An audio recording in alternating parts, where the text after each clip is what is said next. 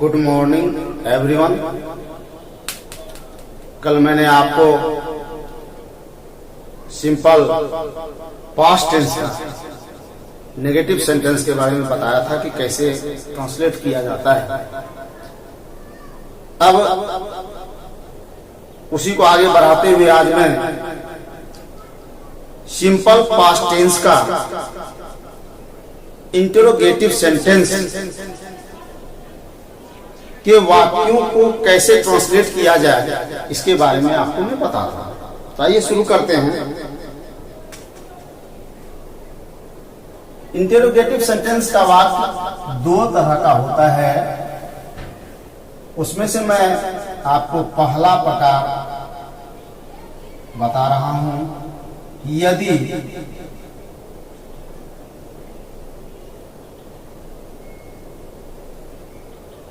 Simple past tense के वाक्य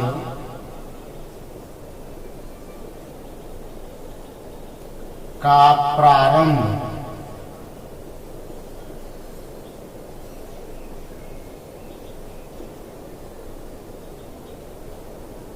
क्या शब्द से हो, क्या शब्द से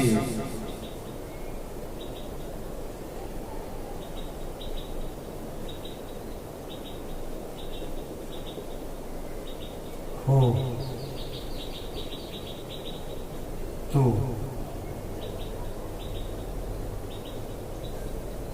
सिंपल पास्ट टेंस के वाक्य का प्रारंभ क्या शब्द से हो तो हमें ये रूल फॉलो करना है।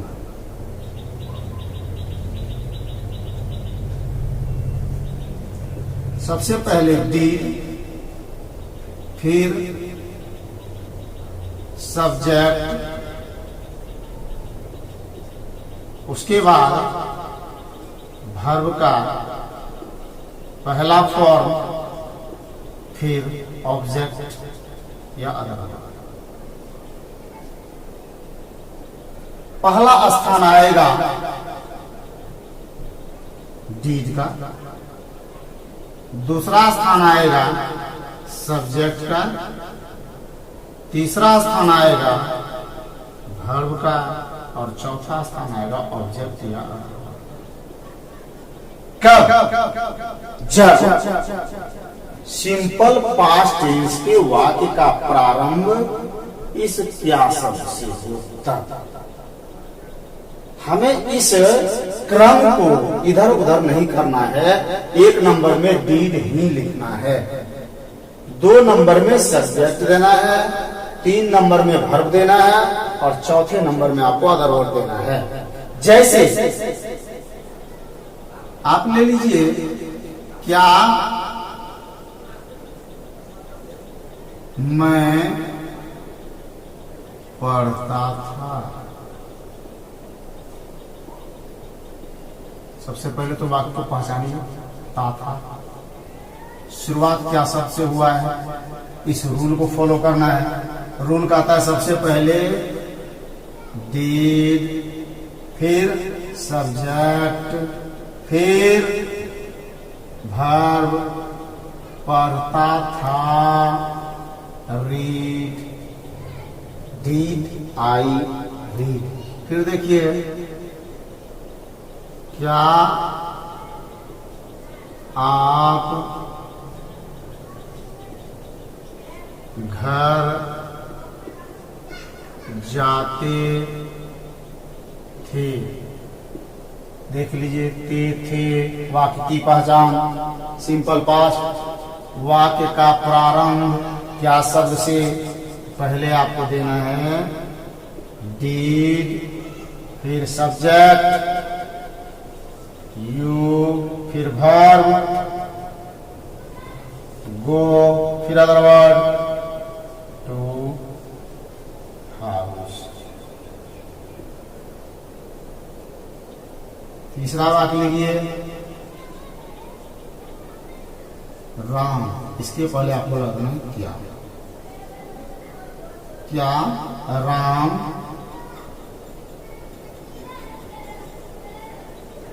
आम खाता था।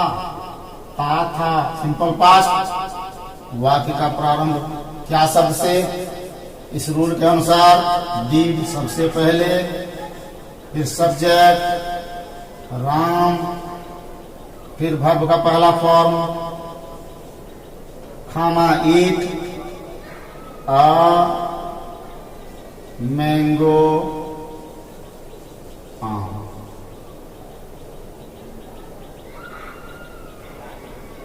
Did Ram eat a mango? Did Ram eat a mango?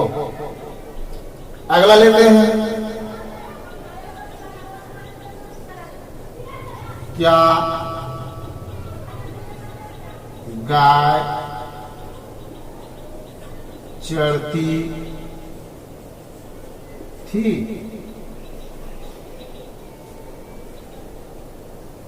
देखिए, क्या गाय चढ़ती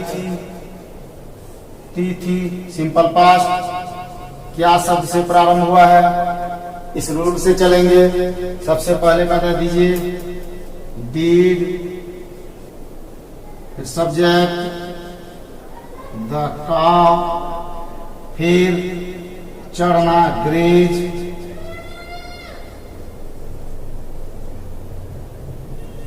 did the cow graze।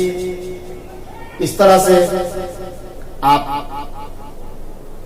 Simple past tense के इंटेरोगेटिव सेंटेंस, वैसे इंटेरोगेटिव सेंटेंस जिसके प्रारंभ में क्या शब्द लगा रहेगा, उसका ट्रांसलेट कर सकते हैं। आइए अब दूसरा प्रकार सीखते हैं।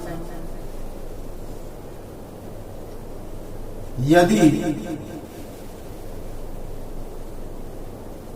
वाक्य के अंदर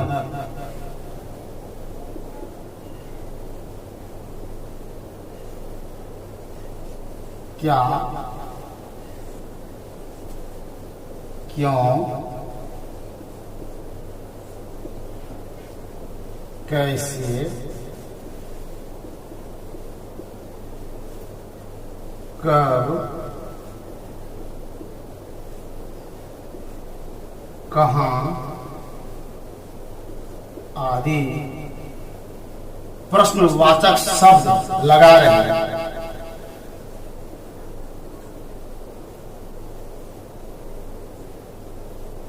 तो यदि वाक्य के अंदर क्या, क्यों, कैसे, कब या कहां ये लगा रहे तो क्या होगा, तब रूल हो जाएगा आपका। यदि क्या है तो सबसे पहले आपको देना है क्या का वाक्य, क्यों है वाक्य, कैसे है हाउ, कब लगा हुआ है when, कहां लगा हुआ है where, तब फिर आपको यूज करना है did, फिर आपको लगाना है सब्जेक्ट,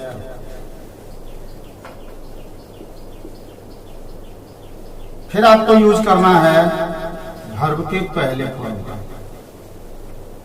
तब आपको यूज करना है ऑब्जेक्ट। यानी पहला स्थान में यहां से यहां तक में कोई एक रहेगा शब्द, दूसरे में आपको दूसरे स्थान पर डीड को रखना है, तीसरे स्थान पर आपको सब्जेक्ट को रख देना है, चौथे स्थान पर आपको वर्ब को रखना है और पांचवें स्थान पर आपको ऑब्जेक्ट या अदर वर्ड को रखना है। ये क्रम आपका बना हुआ होना चाहिए। यदि इसमें जरा सा भी आप इधर उधर करते हैं तो आपका ट्रांसलेशन गलत है। जैसे मैं क्या पढ़ता था।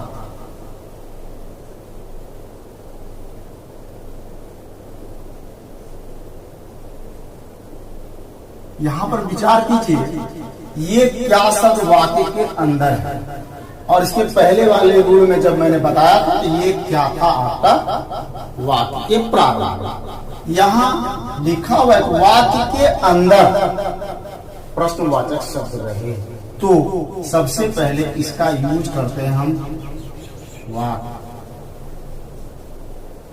फिर आपको यूज करना है दूसरा नंबर में, देखिए क्या कह रहा है, डिड, तब फिर सब्जेक्ट और तब फिर वर्ब। Not of introduction. पुनः ले लीजिए, आप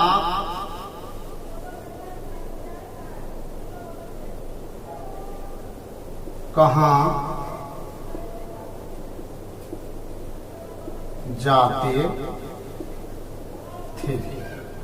फिर यहां देखिए वाक्य के अंदर आ गया, तो आपको सबसे पहले इसका देना है वेयर, फिर आपको यूज करना है डिड, फिर सब्जेक्ट का यूज करना है यू गो। इस तरह से बार बार प्रयास के द्वारा